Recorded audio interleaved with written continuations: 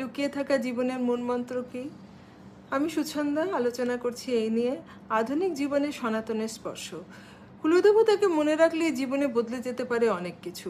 আমাদের কুলদেবতা আমাদের রক্তের সঙ্গে জুড়ে আছেন। যেমন বলা হয়, যতক্ষণ না কুলদেবতা অনুমতি দেন ততক্ষণ যমরাজও সে মানুষকে ছুঁতে পারে না। আমরা আজকাল এত আধুনিক হয়ে গেছি যে নিজেদের কুলদেবতার নামও ভুলতে বসেছি। অথচ এই দেবতারা আমাদের ডিএনএতে মিশে থাকা শক্তি, যাদের স্মরণ করলে পরিবারে পজিটিভ পরিবর্তন আসতে পারে। কান্তারা ফিল্মেও এটা দেখানো হচ্ছে।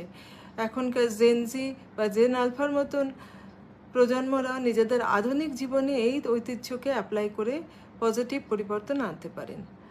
আজকের কান্তারার মতো ফিল্মে যেমন কুলদেবতার ঐতিহ্য উঠে আসছে, তেমনি জেনজি বা জেন আলফার প্রজন্মরাও জিন্স টি শার্ট পরি এগুলো জীবনে প্রয়োগ করে দেখতে পারেন।